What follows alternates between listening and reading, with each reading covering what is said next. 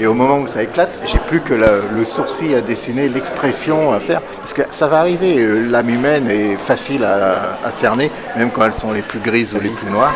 Voilà les petits mouvements, les petites oppositions. Je suis le dessinateur judiciaire pour le progrès, pour toutes les affaires.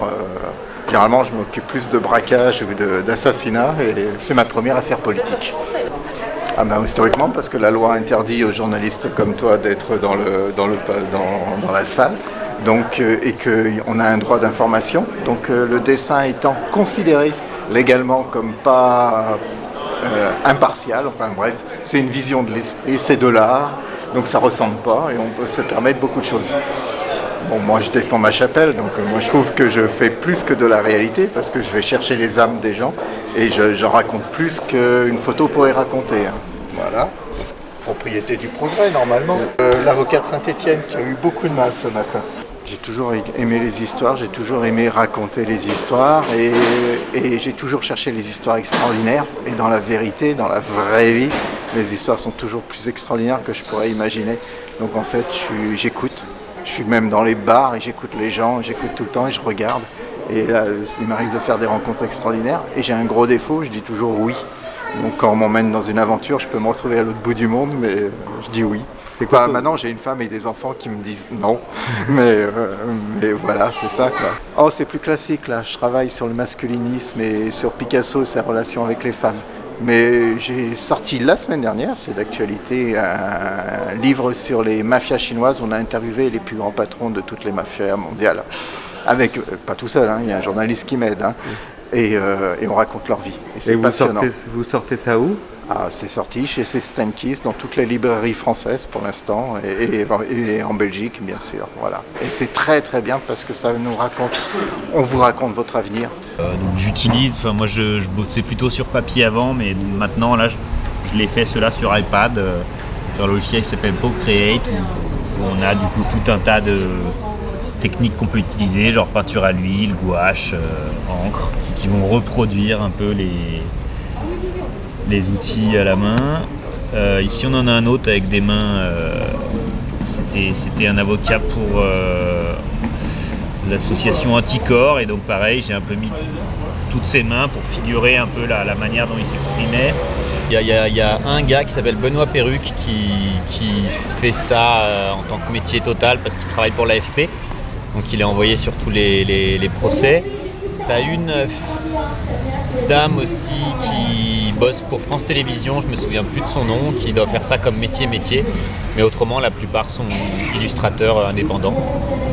C'est un copain qui s'appelle Benjamin Flao qui avait été contacté par Charlie Hebdo pour bosser sur le procès du 13 novembre, des attentats du 13 qui se passaient du coup sur l'île de la Cité à Paris, qui ne pouvaient pas, ne voulaient pas, et donc ils m'ont appelé moi et j'ai été amené à faire ce procès-là pendant 1 an. Et qui était un gros procès sur lequel on nous faisait bosser, on était 3 dessinateurs, un autre qui s'appelle Benoît Springer et Corentin Rouge, qui sont des dessinateurs de BD, et on tournait du coup chacun 1 semaine, mais donc on a couvert l'intégralité du procès, donc ça fait rentrer bien dedans quand même quoi. Je suis dessinateur d'audience depuis 1 an, après une carrière de publicitaire, graphiste, et une formation vieille maintenant de Beaux-Arts. Et donc je reviens à mes premiers amours, le dessin, et j'ai découvert cette discipline assez confidentielle, le dessin d'audience. Et je me suis passionné, je me passionne pour cet univers, l'univers des tribunaux, des faits divers, des histoires d'hommes et de femmes qui, à un moment dans leur vie, ont un accident de vie. Alors on se trouve dans la salle des pas perdus du palais de justice. Faut savoir qu'un palais de justice, c'est un lieu public qui appartient à tout citoyen. Et j'imagine que cette salle, j'ai pas l'explication précise, mais c'est une salle qui est accessible à tout citoyen, comme une mairie, c'est un lieu public. Et le dessinateur, il a un vrai rôle, il a une vraie place au tribunal, parce que depuis 1954, existe une loi qui interdit toute captation audiovisuelle, donc photographique, vidéo et sonore, d'un procès. Alors récemment, j'ai suivi une affaire lyonnaise, une tentative de meurtre d'un étudiant par un de ses amis, donc une scène assez violente qui s'est passée dans un bus pour une histoire de jalousie amoureuse. La victime n'est pas morte, n'est pas décédée. Donc voilà, là par exemple j'ai le médecin expert qui a pu venir constater les blessures de la victime. J'explore aussi différents styles parce que les médias aussi peuvent être plus intéressés par des scènes très réalistes, des scènes en couleur. Moi, le noir et blanc me permet aussi de montrer une autre réalité, des choses peut-être plus dures. Ce dessin de la victime, moi en tant que dessinateur, c'est aussi l'occasion de dessiner des modèles vivants, un vrai tableau, une vraie scène, avec un vrai enjeu. Le juge a sa robe rouge, les avocats ont cette robe noire, donc graphiquement, esthétiquement, c'est aussi très intéressant de dessiner.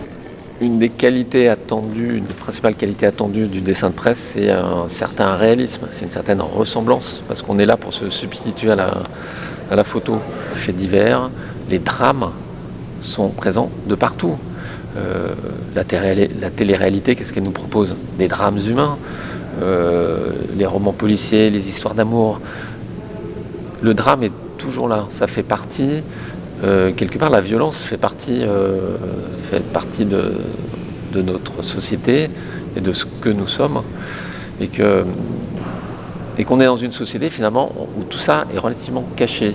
Et ça se passe entre quatre murs, dans les tribunaux, et on n'a pas accès à ça alors que c'est la vie.